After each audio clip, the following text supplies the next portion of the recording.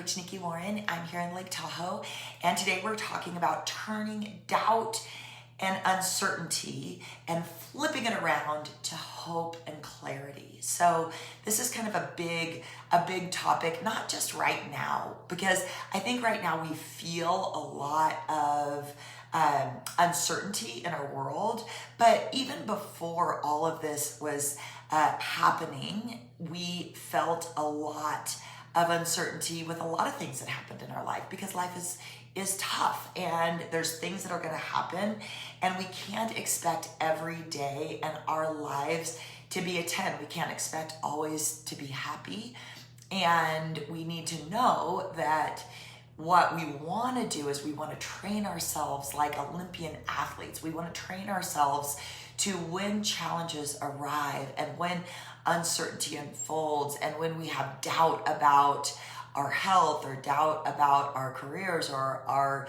relationships, that's normal. But we have the tools to turn that uncertainty into confidence and be able to solve problems effectively. So what we're going to go over today is how to quickly change your mindset. So as fast as we can, find a way and have like some simple tools to when you start feeling anxiety, when you start feeling doubt and uncertainty, how can you change your mindset quickly? Then we're going to talk about how to problem solve for a better future. So instead of ruminating on all of the things and spiraling down, taking a problem and spiraling up as quick as we can to solve a problem instead of just making it worse for ourselves. And then we're going to leave this with 5 simple steps to simplify and clarify your life or your problem. Okay, let's do this. So the first thing is understanding that when you have a problem, how do we perceive the problem first? So when we have doubt and uncertainty, how are we perceiving it? So there's threat, and then there's confidence. And when we feel a lot of anxiety, and when we feel like this problem is insurmountable, like we can't get past it, a lot of it has to do with our confidence and the tools that we have to deal with this. So when you find yourself just saying like, I can't, like, I can't do this. And that is looking at a problem as a threat instead of finding a way to look at the problem and say, I have the tools to deal with this. And or maybe I'm working on getting the tools to deal with this. So how are we looking at our problems and what can we do to change it? And the number one way that you can strengthen that confidence tool inside you is to know who you are. And that's a big one. But to know that you are living in as much as possible your true self. So here we know, like, here's our true self, and then we have all this like guilt. I want to do like a whole thing on guilt, because I know it's like, for me at least, it's like mom guilt, work guilt. I'm always like, why can't I be better? Why can't I work harder? And I have all this guilt, and I'm like, I just want to get rid of the guilt. But in reality, guilt is a good thing. And, I think especially like the female energy, as long as we keep it in check, because the guilt brings us back to our best version. And so if we're living in shame, there's a difference between shame and like being like, hey, you're drinking too much at night. Hey, like, why are you like at 3:00 digging into a whole thing of ice cream? Like that kind of guilt. Like, check in on your kids. Are they doing what they're supposed to? Do you have like routines? Like these kind of guilt will just pull you back to your best version. And then we can let the guilt turn into shame, which is not good. Like you go to sleep and going like, oh my gosh, like, why am I doing this? Why am I doing that? And then not looking for a solution for the problem. So there's a gap. There's your true self. And so if you do have a pen and a piece of paper, take a second and then write, okay, here's my best you. And then there's like a little line in between, And then here's the not best you. And this is like the list of your kryptonite. So all of us have different kryptonite. So take a second and write just a few things that are your best you. So maybe it's like, I start my day with lemon water. I know I say it like every time, but I do think like these little fundamentals are, I know, are the key to helping you become your best you and me become your best me. So take a second, write down some of your best yous. And then write down some of your kryptonite, because all of us have different kinds of kryptonite. You know, sometimes it's social media, sometimes it's, being connected to the TV too much, sometimes it's junk food. All of these things can be kind of like different kryptonite that are kryptonite. And so that gap is where we want to continually try to bring ourselves back to our best you, because then when you are living in your authentic human and you're creating good relationships with people, your relationship with yourself is the first and foremost important. You're eating healthy, you're moving your body, all of these things, then when a threat presents itself, you're able to hit it with confidence and say, okay, I see the problem. I can handle this. I've got this. So, and we train for this, right? Just like we have I was talking to my sister Amy yesterday and her daughter. I feel like I talk about Rory probably every time I talk with you guys, but we were on a hike and we went up backpacking just overnight with all the kids. And Rory is this beautiful 5-year-old that has the most just female energy, and she's spicy and she's just hilarious. And she was the one that I told you that her sister was sitting on her head, and my daughter was like, Rory, are you okay? And she looked up, and at that time she was 3, and she's like, I trained for this. So we're hiking and we're on this backpacking trip and we're going through different ice creams, just to keep her mind off it. Would you eat booger ice cream or would you eat puke ice cream? She's like, whose puke is it? And then, so she was going through, we're doing grosser than gross stuff. And all of a sudden she sits down on a rock and she puts her head down and she goes, there's one choice, fail your ice cream or fill your ice cream. That's it. And so that's been it's been so funny because that's been in my head so much is fail your ice cream and fill your ice cream. It's my only choice. And then all of a sudden I was going to bed and I'm like, Nikki, and I call my brain Nicole, really? You're thinking fill your ice cream and fill your ice cream is your only choice? Get yourself back together, girlfriend. You trained for this. And so I've had to get back into this my best me and what that looks like. And when things get tough, it's the most important time to get tough with yourself and get back to your fundamentals. Get back to you as quick as possible so then you can deal with these issues and you're not just eating failure ice cream. Okay, so I want to talk really quick about quickly changing our state of mind, because it literally, you're one meal away from feeling confident in your body. You're one breath away from one conversation away. For me, if I have hard conversations that I need to have with somebody, just in my mind, it'll make me sick and I won't sleep at night and I'll worry that, and I'll, pray that I have the right way to conversate with this person to make sure that I'm, building them up, but also expressing what needs to happen. So that can make me crazy. But then I have the conversation, it goes, up and down, but at the end of the day, it feels good. And all of a sudden, my whole state of being is better. So how to quickly change your state of mind. So let's stand up really quick. Unless you're driving, stand up, take a little sip of water, move your body around. So the best thing to change your state of mind is change the way you're sitting or the way you're breathing or the way you're standing. So go ahead and stand up, and I know I don't want to come out of the screen, so I'll just kind of come right here. Take a big breath, stretch side to side, exhale, let go of the stress in the shoulders.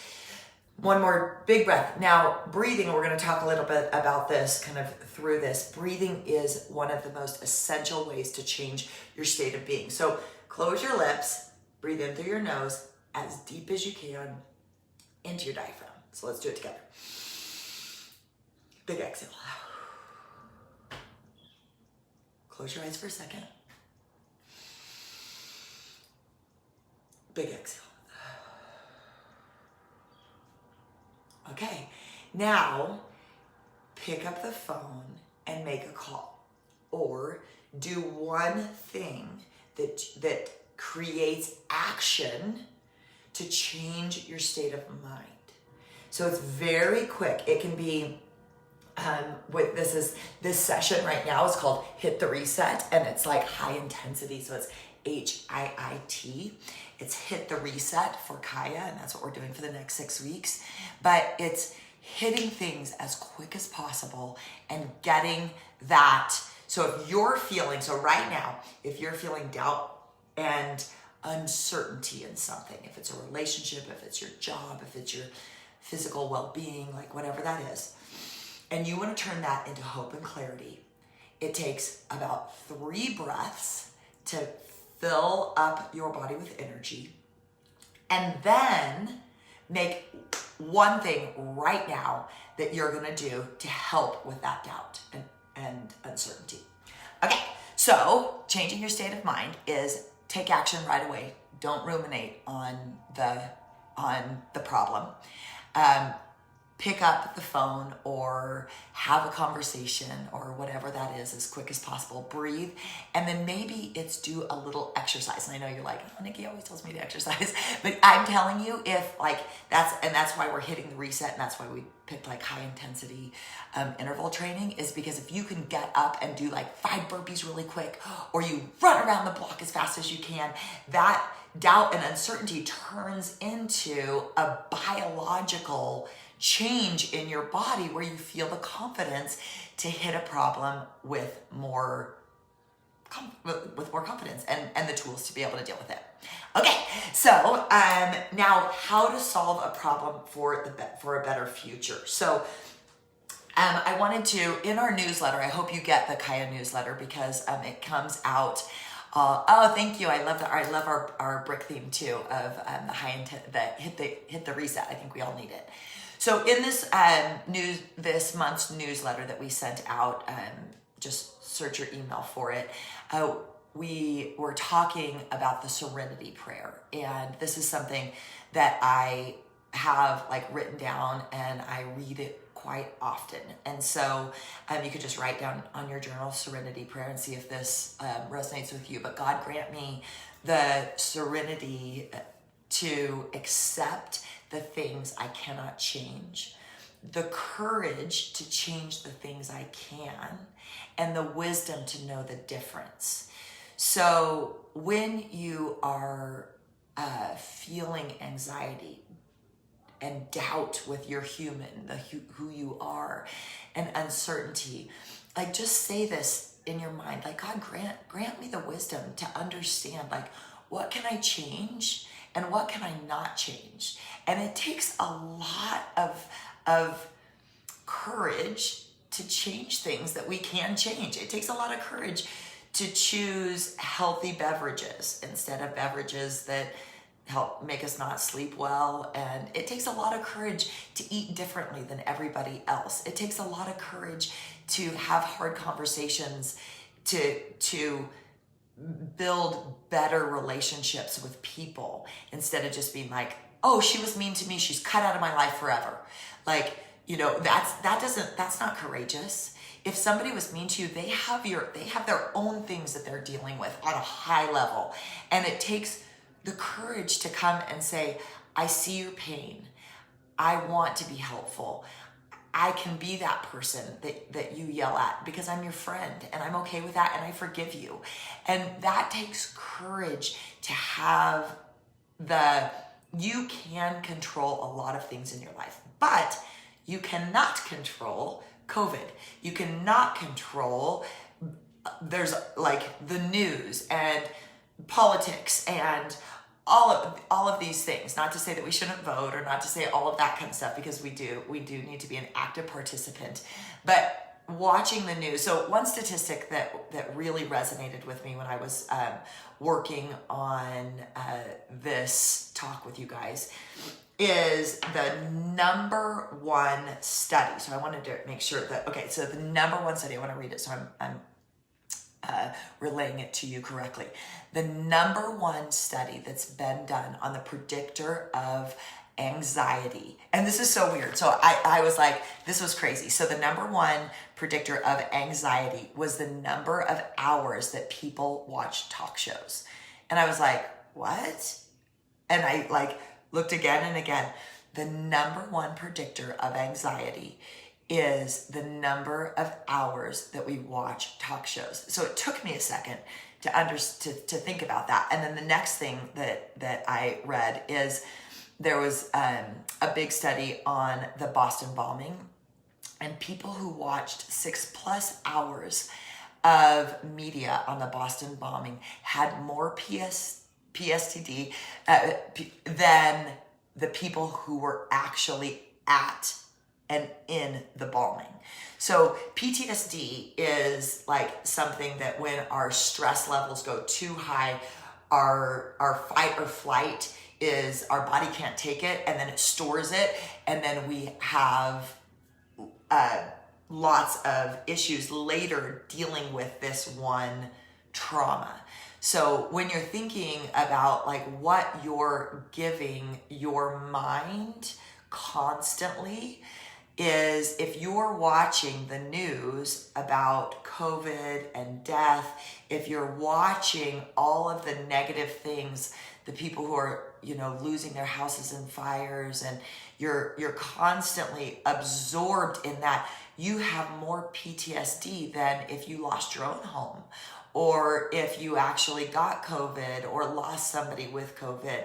So just thinking about that is like, there's a great book called The Upside of Stress, and it's from Kelly McLaughlin, and it's really great, and it talks about like how to deal with stress, and these are some of the things that I read in how to take this stress and turn it into like confidence, but reduce the negative stimulus in your brain.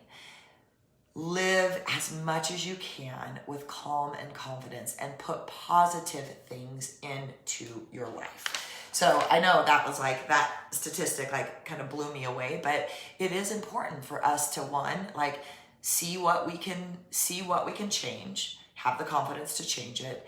And then what we cannot change is dealing with it in a positive attitude as much as possible. Okay, so where are we at with time? We're doing great. Okay, we've got like 5 more minutes together, so I wanted to talk about how to solve problems together. So I always have to talk about our fundamentals and the eat, sleep, move, and getting a hold of our brain and our mind. So I call my mind Nicole, and I know Nicole behaves the best when, one, I'm paying attention to what my thoughts are in my head. I'm looking at those and I'm saying, okay, so if I need to get out of my head quickly, I can do high intensity training really fast. I can go to a kayak class. I can run around the block or whatever that is. But for me, a lot of times when I have uncertainty and doubt, I need to go for a hike. I need to go for a run. I need to turn off, leave my phone in the car, and just get out in nature. So my fundamentals are, when things are weighing heavy on me, is turning off everything as much as possible and going for a walk. Now, the next thing that I thought was really cool is fermented foods actually react in your brain, and they create less excitement in your brain. So when you eat like anything from like fermented pickles, make sure that there's no like food dye in them. Anything from like all the fermented foods that we can eat, all you need is like a tablespoon of sauerkraut, and that is one, helping your gut, and it's releasing the excitement in your brain, so it causes you to calm down. So everybody like write down one thing. It can be like yogurts, but just make sure that it's not the sugar yogurts. And the best is like all those fermented foods like sauerkraut and those type of things. Just put them on like your salad, and you'll end up loving them, even if you don't necessarily love them now. Okay, so and then we're just reducing refined foods. So that is important because when we have a lot of refined foods, it causes brain fog and increases that excitability in our brain and makes us more anxious and less able to deal with issues. So kicking out the sugar, kicking out the refined food, and we'll help you. If you're doing Brick with us, we've got you every single day. You get little lessons to help you do all of this. Okay, and then sleep is really important when we want to deal with stress well and day to day, is you have to have a good sleep routine. And what I do at night is I turn all my electronics off as early as possible. And when I lay down, I tell my mind, hey girl, it's your turn to rest. Like, you don't need to think anymore. Take a big breath and let's just count our breath. Let's just breathe. So everybody with me, inhale. Let's seal our lips. Count of 4, exhale. Inhale. Relax, exhale, rest. And in the day, when you hit stressful situations and you're feeling uncertain, I do inhale, light internal smile. Exhale, release the negativity, release the things I can't control. Inhale, confidence to create happiness. Exhale, release the stress. So I do that when I go to sleep. I do that when I hit hard situations in my life.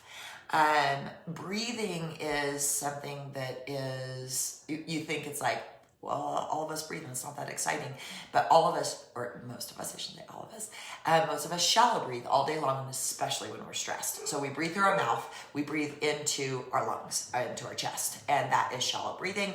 That is, and creates stress and anxiety in our life. So when you seal your lips, breathe through your nose, and breathe into your diaphragm, you're actually calming the stress receptors in the body, and you're able to deal with things more effectively. So breathing through your nose is important, and especially like when you're doing yoga or meditation, it's a perfect way. I want to share just a few things with you, and then I'm going to go over my 5 steps. So actually, I'm going to go over the 5 steps first, and then I'll share like some of the supplements. Okay, so 5 steps to create clarity. I always have all of these fun things to go over. I think that and that's why I love that we get together every Friday, so then we can just keep on keeping on with the conversation. So 5 steps is, when we're thinking, and grab a pen, grab a piece of paper if you're driving, and you can just pause and listen to it later. But when you're wanting to turn your doubt and uncertainty into hope and clarity, step number 1, and this seems silly, but you just need to see it. So seeing what it is that you have doubt and uncertainty about. So just notice it. Like, instead of living in this little state of upset all the time, stop, pull out your journal and say, okay, I'm feeling doubt and uncertainty. What is this? And then step number 2 is journal it. So journal what's stressing you out. What are the things that are causing you this little stomach ache and this constant like state of like nagging? Journal it. And then, what is the negative self-talk that's wrapped around this problem? So if it's you're having an upset with your significant other or a friend or a coworker, notice it. Hey, this is bothering me. Even if it's a low-level bother, this is bothering me. Define it. Okay, this is stressing me out, this relationship. What is my negative self-talk? Am I spiraling down? She said this, or he said that, or I'm not being heard, or this and this. So notice all that negative self-talk, and then stop and say, go back to your serenity prayer. Have the courage to change what you can. Know what you can't. You cannot change your spouse. You cannot change your boss. You cannot change your friends. You cannot change your kids, but you can change you. Like what we talk about with Viktor Frankl. Like Viktor Frankl survived the Holocaust, and he wrote A Man's Search for Meaning, which is a great book. And he said, and I'm not quoting him exactly, but that the one thing that we really truly have power over, the only thing that we have power over in this world, is how we react to things. And so you only have the control of you and how you react. When somebody cuts you off or somebody is mean to you, you have no power for that. But what you do have the power for is how you react and what you put out into the universe. And so are you just ruminating over and over about the negativity? Or are you saying, hey, I have the power to either create a positive relationship, sever the relationship, do something different, and then how can I create positive mantras, statements that feel, that resonate with you? How can I create positive mantras that either get this out of my head, help me deal with it quickly and move forward and stop spiraling down, spiral up? So number 4 is that serenity key, and then write down like what are the positive mantras that you're saying over and over in your head. So like for me, I try to stay here and now. So in my mind, how much of our life is spent in the past or in the future? Like we're wasting our lives with letting this little mind or this little spoiled brat run crazy instead of saying, mine is Nicole. Hey, Nicole, stay here. Take a breath. You've arrived right here. And what can we do to create clarity and hope in this one situation? And then step 5 is just repeat 1 through 4. When you feel sick, a little nauseous, uncertainty, doubt, anxiety, notice it, stop, define it, write down the negative thoughts, write down some of the positive things, the positive mantras, repeat the serenity prayer, and then just move on, because we can't expect life to be easy. It's not. We can't think once we get through this situation that life is going to be easy. We're going to deal with our bodies breaking down. We're going to deal with death, and we're going to deal with things, but just strengthen your foundations as much as possible. And find that, like, what another book that I love is The Daily Stoic. And like knowing that we're not hoping for easy. We don't want easy. We want things to be challenging. We want to say, like Rory, I train for this. I'm not going to slip down the failure ice cream road, and I'm going to train for this and work really hard to create hope and certainty and clarity in my own life, then so we can share it with other people, share it with our friends and our kids and our coworkers. Thank you guys so much for joining me. I hope this helps, because I know it helps me so much. I deal with all the same stuff that you deal with. And I am just gifted this like opportunity to sit with you and to study my best way of living and share it with you. I hope you take this, write it down, and share it with as many people as possible. You can share this video if it spoke to you. Invite people to be part of our community. Invite people to be part of your friendship. And the people need us now. They need us more. They always needed us, but they need us more than ever. Is just positivity and as much love as possible. I truly love each and every one of you. I am honored to sit with you in this crazy world that we live in. I see what you're going through. I go through it myself, sister, like every single day. And I'm excited. I feel hopeful for our future. I feel hopeful for what's going to come. And I know for certain that you and I have the tools and the foundation to do what's right in our lives and to live the best we can. Okay, I love each